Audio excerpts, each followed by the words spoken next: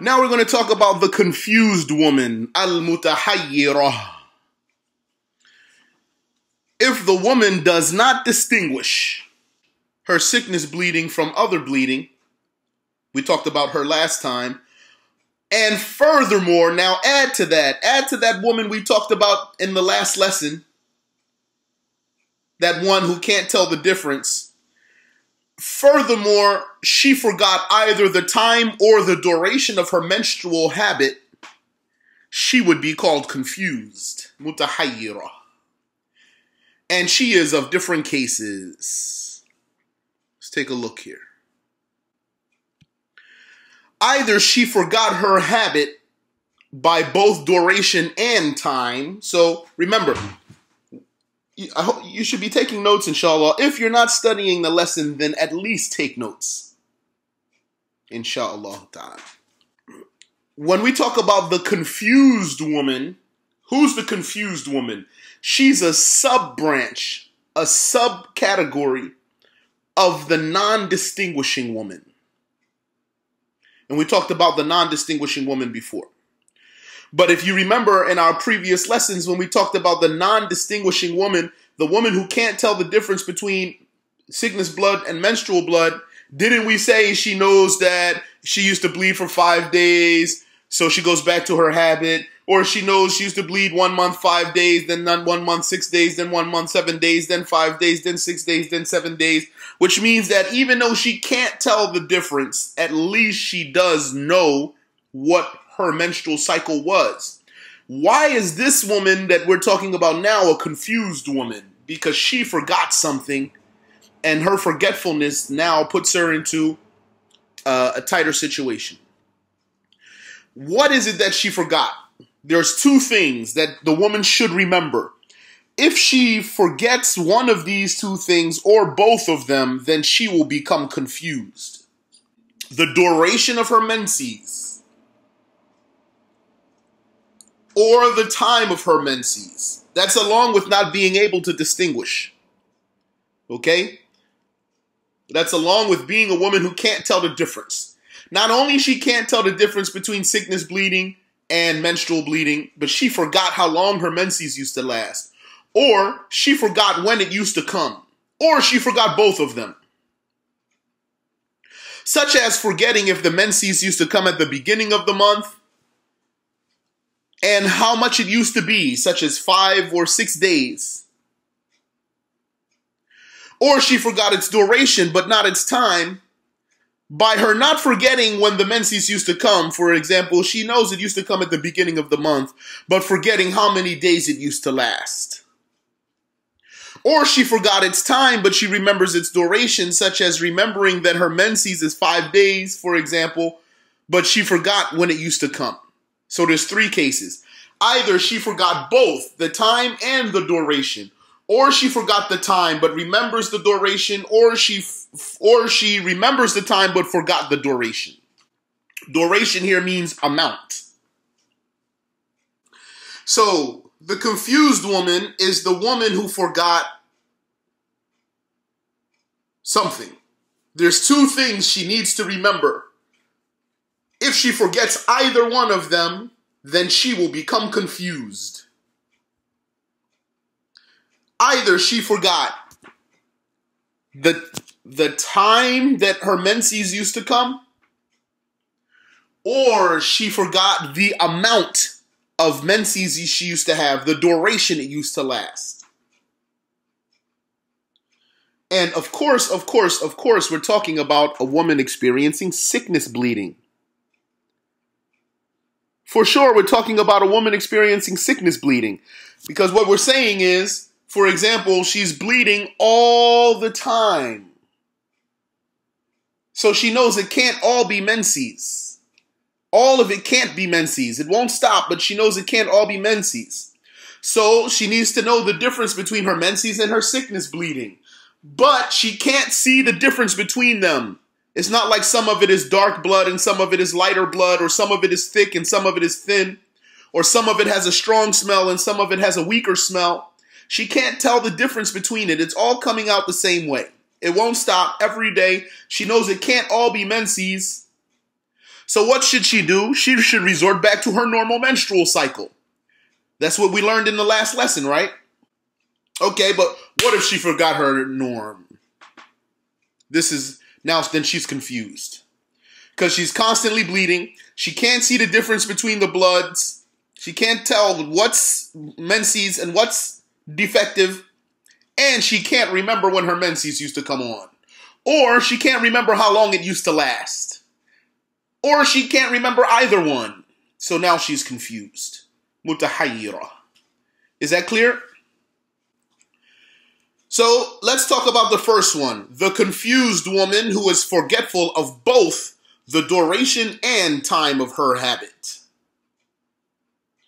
If the woman forgot the duration and time of her habit, and she is not a distinguishing woman, she takes precautionary measures for her case. Because of the possibility of every moment that passes being menstruation. Hence, she would be like a menstruating woman in the matters of sexual enjoyment, touching the book of the Quran, reciting the Quran outside of the prayer, and not like a menstruating woman in divorce and acts of worship that require an intention, such as prayers, circling the Kaaba, and fasting, whether optional or obligatory. Okay, that might sound technical. It's very simple. When the woman forgot her time and duration, and she can't tell the difference between menses and sickness blood, then she has to have ihtiyat, which means precaution. So, put in your hearts that there's a case, there's something in the details of vaginal bleeding. There's a case within the details of vaginal bleeding called ihtiyat, precaution. And that means something very specific. So that means it's a terminology for us. What is this precaution? This precaution is what we're mentioning here. The summary of that precaution, her precautionary measures, is that sometimes she has to act like she's a menstruating woman and sometimes she doesn't. So now we're learning so that the woman knows when does she have to act like a menstruating woman and when she does not have to act like a menstruating woman. Since every day is possibly menses and every day is possibly not menses and she can't remember. So she needs to know, since every day could possibly be menses, which things should she act like a menstruating woman in reference to them? And since every day is possibly not menses, which things does she not act like a menstruating woman in reference to them? So is that clear? Hence, she would be like a menstruating woman in the matters of sexual enjoyment. It means her husband cannot have sexual intercourse with her because she's possibly menstruating. And touching the book of the Quran, that doesn't need an intention. And reciting the Quran outside of the prayer, it doesn't need an intention to be valid. So she acts like a menstruating woman. And not like a menstruating woman in divorce and acts of worship that do require an intention, such as prayers, circling the Kaaba, and fasting, whether obligatory or optional. Hence, her divorce would not be prohibited, meaning divorcing her would not be haram. And in such an event, her post-marital waiting period, her iddah, would be 3 months, 3 lunar months, of course.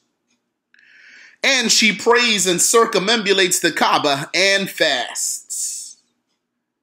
Because she acts like she's not a menstruating woman when it comes to these worships that require an intention. Whether obligatory or optional prayer, obligatory or optional fasting, obligatory or optional tawaf around the Kaaba, she can do it. She is also entitled to stay in the mosque if it is a requirement for the validity of the worship. Such as tawaf, because the Kaaba is inside of Al-Masjid al-Haram. So she needs to be in the masjid to do the tawaf, so she can stay in the masjid. And i'tikaf, which itself is staying in the masjid with an intention. That's what i'tikaf is. Or else she is not entitled to. So that's part of her precaution. Part of her precaution. There's still more. The confused woman performs a ghusl for every obligation, meaning every obligation that needs a ghusl. Like going around the Kaaba, it needs ghusl. Praying, it needs a ghusl. So it means for all her 5 prayers, she's taking a ghusl. So you see why you don't want to forget that? I think the sisters don't like to get their hair that wet so much, right? Isn't that inconvenient that always she has to get her hair wet 5 times a day?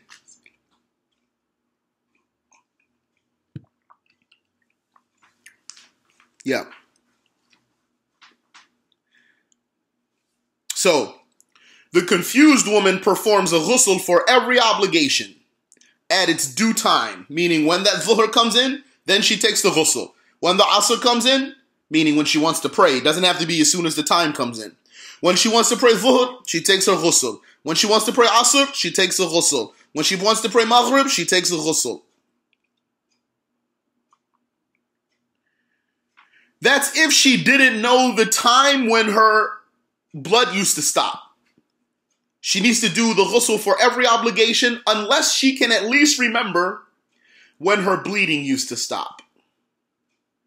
Can she remember when her bleeding used to stop? Meaning, did it used to stop in the daytime or in the nighttime? Did her bleeding used to stop at maghrib? Did it used to stop at isha? If she knows the time of the cessation of blood, when it used to stop, like if she remembers that her blood used to stop at sunset, then she would not be obligated to perform a ghusl every day and night, except at sunset. Except at sunset. So you got that? Part of the confused woman's precautionary measures is that since it's always possible that she's menstruating and she needs to pray, then she needs to take a ghusl for every one of the 5 prayers. But she doesn't have to do that if she can at least remember when her menses used to stop. If she can remember that her menses used to stop at maghrib, for example, then she only needs to take a ghusl at maghrib time. Every maghrib, every day, yani. So at every maghrib time, she'll take a ghusl because she remembers that her menses used to end at maghrib. But if she can't remember that, then she needs to take a ghusl for every prayer time and for every obligation that needs a ghusl. Is that clear? And she would have a common intention for wudu and ghusl, such as rendering prayer permissible. She would have a common intention for wudu and ghusl, such as rendering prayer permissible. Why are we saying that? Because remember, since the blood is always coming out, then her reality is that she's not actually getting out of impurity. It's like as soon as she makes wudu, it'll just get broken in reality. But she has to pray. So she makes this purification, this emergency wudu or this emergency ghusl, and she does not make the intention to lift her impurity because she can't get out of impurity. The blood won't stop. So what's her intention then? Her intention is making prayer permissible for her. So when she takes that ghusl in her heart, she says, now I do this bathing so that my prayer will be permissible for me. When we said that the woman takes precautionary measures, what is meant is what was clarified here. Down here in the footnote. In other words, such a woman is always treated like a menstruating woman except in 2 matters: divorce and the worship that needs an intention. So if you just remember that much, that simplifies all of what we just said. The confused woman is treated as a menstruating woman except in 2 cases: divorce and worships that need an intention, like the prayer and fasting. Therefore, in matters like entering the mosque, reciting the Quran, enabling her husband to have intercourse with her, she is treated like a menstruating woman. So that's clear.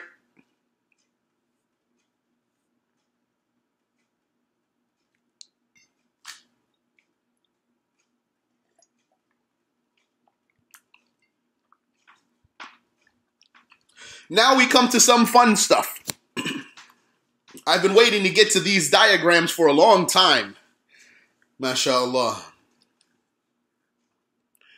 But pay attention. Inshallah, the picture will make it much easier for you to understand. Without the picture, then it might not click so fast. But with the images here, inshallah, will be easy to understand. Now, in reference to fasting, the confused woman has to do something, because it's possible that every day is possibly menses and possibly not menses. But she knows that in 30 days it can't all be menses. So some of it is definitely not menses. But she forgot how long it used to last and when it used to come. So she doesn't know. So, what does she do for fasting? In reference to fasting, the confused woman fasts the entire month of Ramadan. She doesn't skip a day. Because every day is possibly not menses. Then followed by another full month after Ramadan. 2 months. She has to fast for 2 months. Why? Because look here at the image. Let's say her menses started on the first day. In all these examples, the menses starts on the first day. Or in most of them, just for the sake of simplicity. The most her menses can be is 15 days, right? So, you guys can see my cursor moving on the screen, right? My arrow? No? Okay. Anyway, you have the image here. So, as you can see, 15 red days. That means 15 days of menses. The white days, 16 through 30, it doesn't mean there's no blood. There's blood. That's what we're saying. We're saying that she is in istihadah. She's always experiencing bleeding every day, every day, every day. So don't misunderstand this image. The meaning of this picture here is that days 1 through 30 all have blood. But it can't all be menses. The maximum of menses is 15 days, but she doesn't remember how long her menses used to last.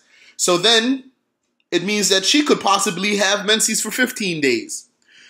So then when she fasts Ramadan, and since every individual day is possibly menses, but possibly not menses, then 15 of those days have to be invalid. If we assume that her menses went to the maximum. Which means 15 days are valid. If Ramadan was 30 days. 15 of those days are valid and 15 of them are not valid. Right? Are you following me? So if 15 of them are valid and 15 of them are not valid, how many days does she need to make up?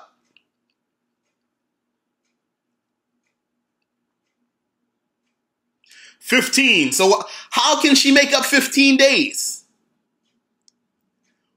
What would she have to do to make up 15 days? Fast for 30 more days. She'll have to fast for 30 days to catch 15 of them. Exactly. That's why this confused woman, this type of woman with defective bleeding, for the validity of her obligatory fasting, she has to fast for 2 months. When she fasts the entire month of Ramadan, she can be sure that she got 15 valid days at least. So then she needs to make up 15 days to be sure that she gets 30, so she's going to have to fast another 30 days to be sure that she got 15. 15 and 15 is 30. Now she's done. So don't be a confused woman, sisters. Of course, there's a big reward in her fasting for all those days because she's doing an obligation. So is this clear? Is there any question? Yes, 30 consecutive days. She has to fast 30 consecutive days. All right. So, if it was not her habit that her blood stops during the night, or she was doubtful about the time of cessation, the time when the blood would stop, 2 days would remain obligatory on her. Pay attention here. Sometimes the woman fasts for 2 months, and then she'll still have, after that, 2 days left. She'll still have to make up 2 more days. Sometimes she'll fast the whole month of Ramadan, 30 days. Then fast another 30 days, and still have 2 days left. Why? How is that? How she fast all those days and still she got days left? There's a secret. The secret is this. Let me ask you, brothers and sisters. What's the minimum of menstruation?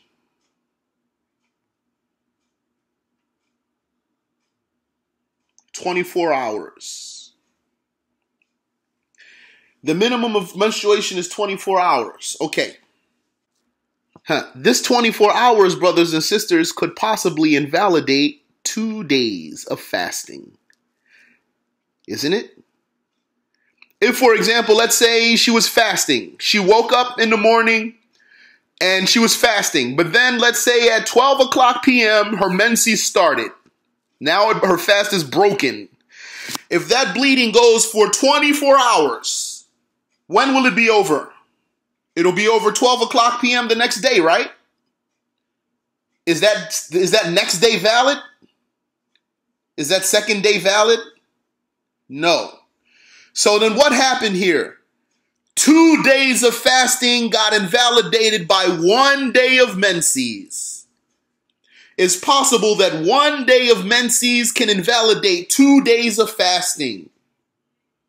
That's clear?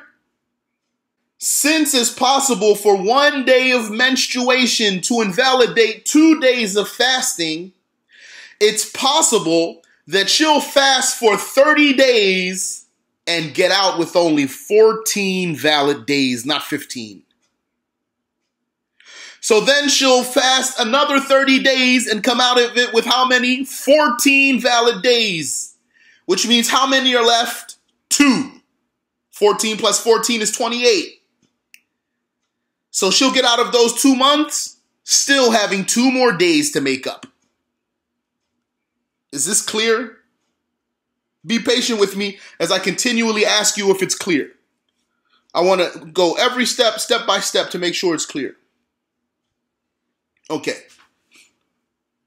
So I'm not thinking that anyone is a fool or anything, but I just want to make sure what I'm saying is clear. Maybe I need to reword it, for example. So, if it was not her habit that her blood stops during the night, doesn't stop during the night, or she was doubtful about the time of cessation, when does her blood stop? She's not sure. Then 2 days would remain obligatory on her after fasting 60 days.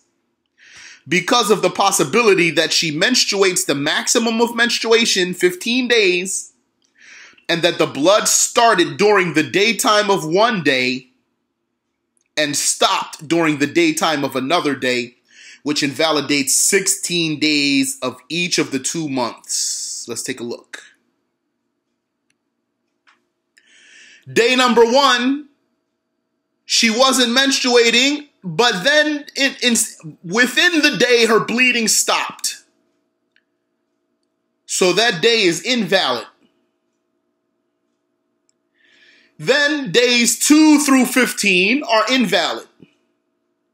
And day 16 stops in the daytime, so that day is invalid. So how many days does she have invalid here? 16.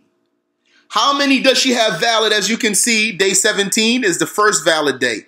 18 is the second valid day, all the way to day number 30, which is the 14th valid day. Then if she did it again for the next month, again, she will come out with 14 valid days only. Which means how many days then? 28. So how many days she still need to fast? 2. Is this clear? However, if it was her habit that the menstruation stops during the night, then she does not have to make up 2 days.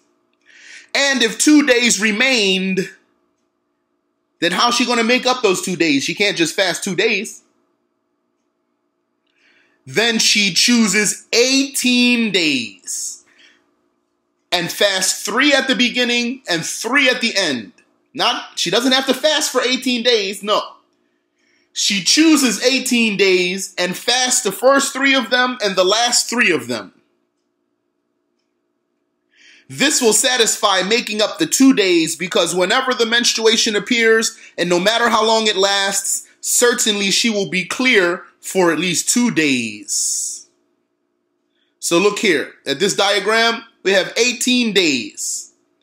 If the bleeding started on the first day, in the middle of the day, and broke that day, then days 2 and 3 through 16 are invalid, but look, 17 and 18 are valid. Is that clear? So she got her 2 days. She chose 18 days, fasted the first 3. That's why those first 3 are bolder. The border is bolder. She fasts those 3 days. And the last 3, she fasts those 3 days, because remember, we're saying that all of it has blood. Again, don't misunderstand the diagram. When there's white, it doesn't mean there's no blood. It's all blood. But it's not all menses. Some of it is sickness. Let's look at the next one. What if the menses started on the second day? Then the first day is clear and valid, and the second day through the 17th day are invalid, but the 18th day will still be valid. So if she chooses 18 days and fasts 3 out of the beginning and 3 out of the end, she will certainly get 2.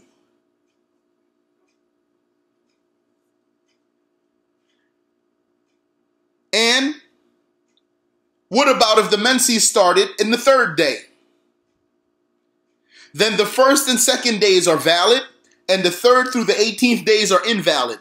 Although she's fasting day 1, 2, and 3, and day 16, 17, and 18.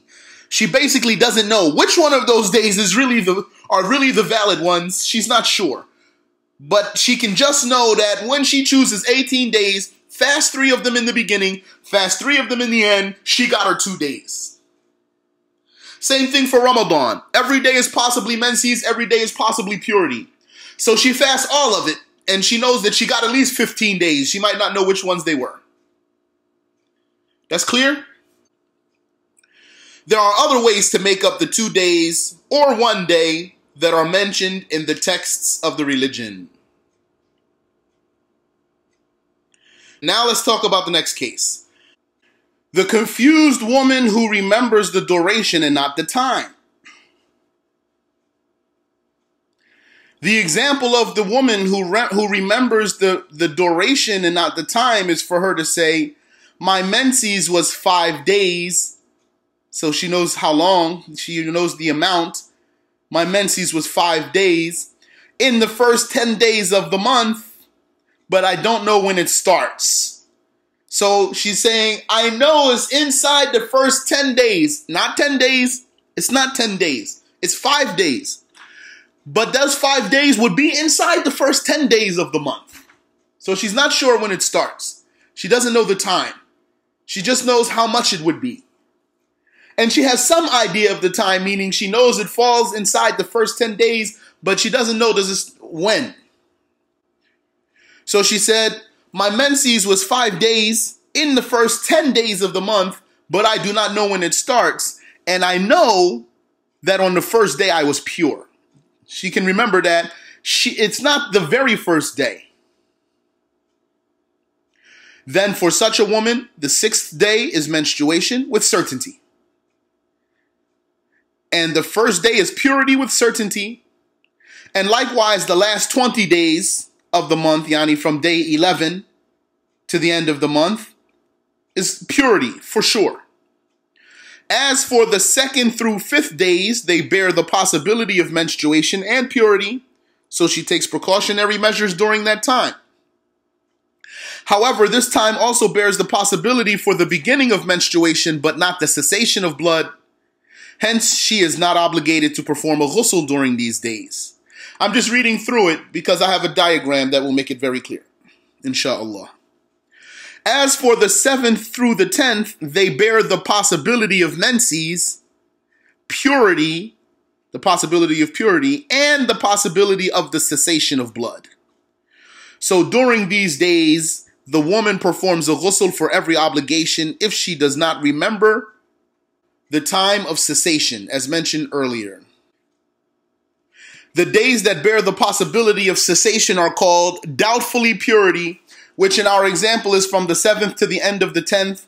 The days that do not bear the possibility of cessation are called doubtfully menstruation, and in our example are from the 2nd to the end of the 5th day. Now let's take a look at the diagram. Bismillah. Tayyib. So, let's repeat the scenario. A woman says, my menses was 5 days. That much she's sure of. Inside the first 10 days of the month. That much she's sure of too. And she's sure that it's not the first day. She's pure on the first day. Then, what's her menses and what's not her menses? So let's take a look. Day number 1 is certainly purity because she remembers that. So that's purity, no menses. Day number 2 is doubtfully menses, meaning it's a day in which it's possible that the menses starts on that day. So that's why it says possibly day 1 of 5. So it's possibly the start of menses. Possibly the start of menses, so it's doubtfully menses. Day number 3 is also doubtfully menses. It's possibly the 2nd day out of 5, but also it's possibly the 1st day, because she doesn't remember when it starts. So then it's possibly the start of menses. Since it's possibly the start of menses, it means she does not have to make a ghusl on that day. It's not possibly the end of menses. It's possibly the start of the menses. So she does not have to take a ghusl. Day number 4 is doubtfully menses. It could be the 3rd of the 5 days, or the 2nd of the 5 days, or it could even be the 1st day out of the 5 days. So it's possibly the start of menstruation. She doesn't have to take a ghusl. Day number 5 is also doubtfully menses. It's possibly the 4th day out of 5, or the 3rd day out of 5, or the 2nd day out of 5, and it's even possibly the 1st of the 5 days. So it's possibly the start of menses, so she does not have to take a ghusl. As for day number 6, it is certainly menses. Because no matter what day it was, whether it was the 5th of 5, or the 4th of 5, or the 3rd of 5, or the 2nd of 5, or the 1st of 5, it's menses. So day number 6 is the day that is surely menses in this scenario. So there's no prayer, there's no ghusl, she doesn't have to take precaution. On that day, she's menstruating, khalas. For sure. Day number 7 is now doubtfully purity because it's possibly the end of menses. But it's possible that she's menstruating is possibly the 5th day out of 5 days. And it could be the 4th day or the 3rd day or the 2nd day.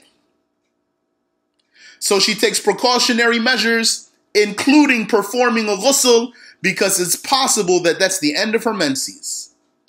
It's possible that the day before, which was day number 6, was the last of the 5 days. So it's possible that day number 7 is now the end of the menses, so she needs to take a ghusl. Day number 8 is also doubtfully purity, because it's possible that it's the end of her menses, meaning it's possible that the day before was the last day of menses. But it's possible that she's menstruating, that it's the 5th day or the 4th day or the 3rd day out of the 5. Day number 9 is doubtfully purity, because it's possibly the end of the menses, so she takes a ghusl out of precaution. But it's possibly the 5th day or the 4th day also. And day number 10 is doubtfully purity, because it's possibly the end of menses. It could be that the day before was the last day of menses. But it's possibly also the 5th day of the menses. It can only be the 5th day. If it is menses, it would have to be the 5th day.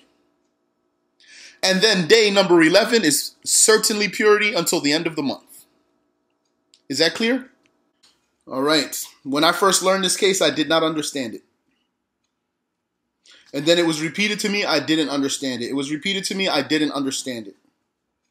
In case the woman forgot if the menstruation started in the beginning, middle, or end of the month, she takes precautionary measures for the entire month.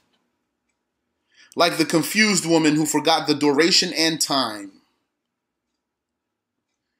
This is despite that she remembers the duration of the menstruation, because by forgetting the time, all of the time is possibly menstruation, possibly purity, and possibly cessation.